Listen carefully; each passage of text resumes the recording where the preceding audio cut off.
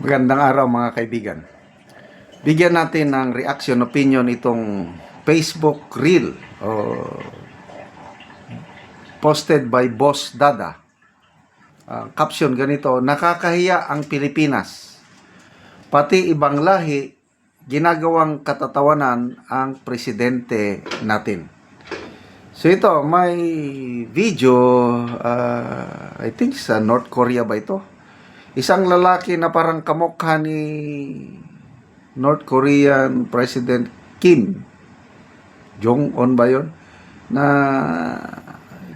parang idolo niya si Marcos dahil diktador at we love stealing money from the people.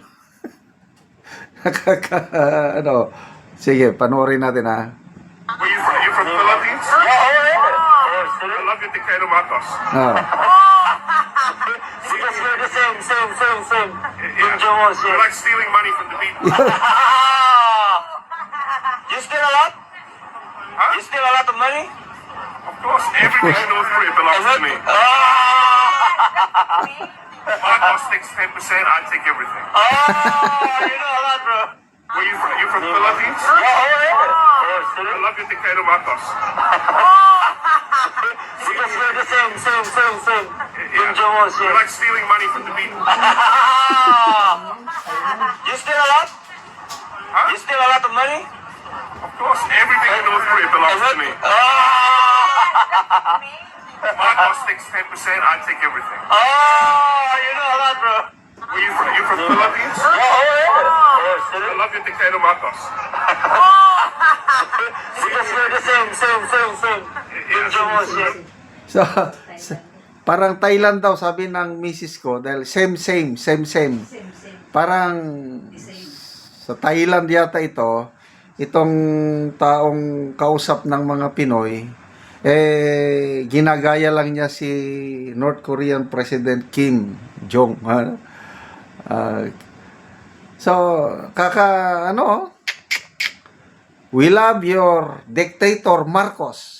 We love stealing money from the people.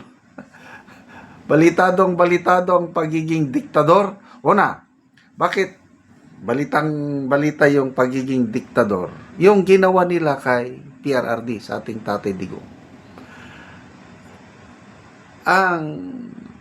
Hindi naman bobo ang mga different government leaders, alam nila yung ginawa kay PRRD is more of a political persecution. Dahil kalaban sa politika, yun. Inaristo ko ay kinidnap, pinakulong sa Kaya, that's part of dictatorship. Nawawalan na ng yung nakakaya. Dahil mismong yung citizens isosurrender mo, kabaliktaran. Example, Russia. Anong ginawa sa Russia? After ng ICC, nag-issue ng warrant of arrest. Ang korte mismo ng Russia, nag-issue ng warrant of arrest din sa mga ICC judges. Anong kaibahan doon? Sa ibang bansa, ipinaglalaban nila ang kanilang soberenya o sovereignty, kalayaan. Sa atin naman, sinusurrender nang dahil lang sa political persecution. Kaya, to me, bilang Pilipino, nakakahiya yung ganun. Buhay na buhay ang ating hustisya. Example, yung kaso ni Kian de los Santos, yung isa sa mga biktima ng extrajudicial killings, yung 3 pulis na gumawa nun, na sintensyahan, guilty ng lower courts. Hanggang nag-appeal, nakaabot sa Supreme Court. Pinagtibay ng Supreme Court ang desisyon ng lower courts na guilty talaga beyond reasonable doubt at makulong. I don't know kung ilang taon makukulong yung 3 pulis. Anong ibig sabihin nun? Yun ang katotohanan, proof na ang Pilipinas kaya niyang litisin yung ganyang extrajudicial killing. So, bakit kailangan pang makialam ang ICC? Kasi ang ICC is a complementary court. Kailangan lang yung ICC sa mga bansa na hindi na nagpapangsyon ang judicial o justice system. Ang atin, buhay na buhay. Kaya, bakit nila dinala si Tatay Digong natin sa ICC? Political persecution. Yun po ang nakakaya. Diktador, pagiging diktador. Oh. We love stealing money from the people. Ayan, balita ngayon tong talamak na korupsyon dito sa ating bansa. Balitang balita. Oh, ano na ngayon? Foreign investors.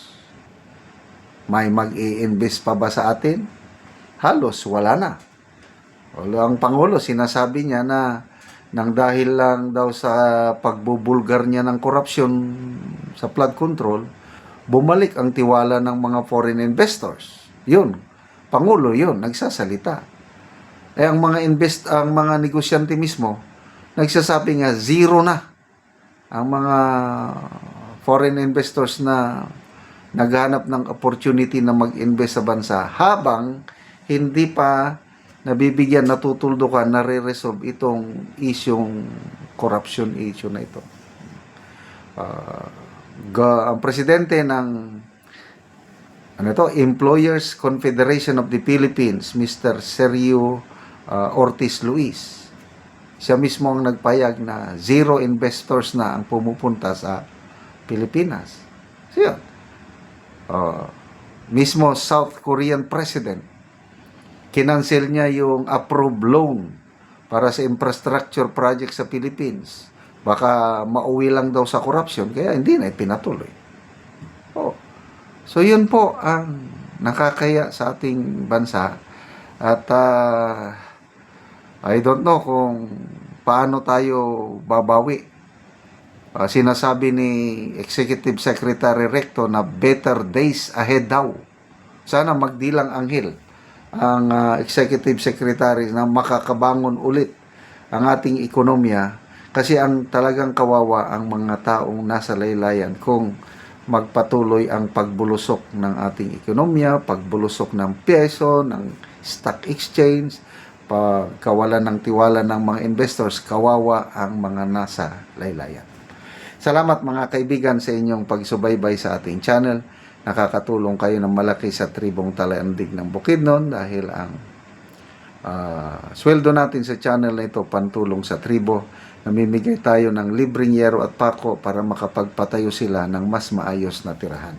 Panoorin nyo ang video na ito. Ko lang natagaan og sin. Salamat kay gitagaan mi among ato.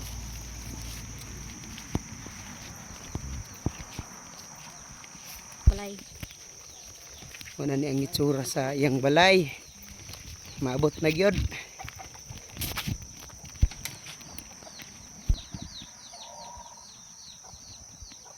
Ug karon mo na ni ang itsura sa atop ni Angkol sa tagaan na Mugiro.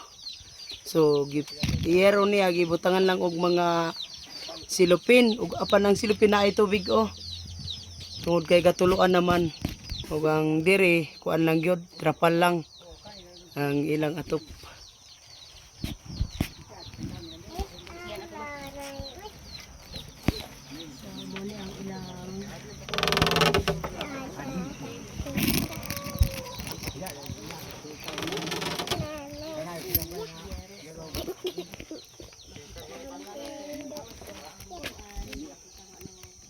Mupod ni ang ilang atop dinhi sa gawas nga bahin sa ilang abuhan. So gikuan lang unya dinhi lang sa yutang ilang lutuanan. Diri lang sa gawas nga bahin ang mga galon, langgana. So lisod gud ang ilang pagpuyo. Pasin. Unsay mong mesulti ante nga giyatagan mo og sin? Salamat sa Ginoo kay tagan mi sin nga panalangin. Nga makaatop na gid mo. Makaatop gid mi. Pila na katuig anti ang inyong balay nga nagantos mo sa ulan? Pila na ni katuig? Pila na anti katuig? Pulo. Napulo na katuig.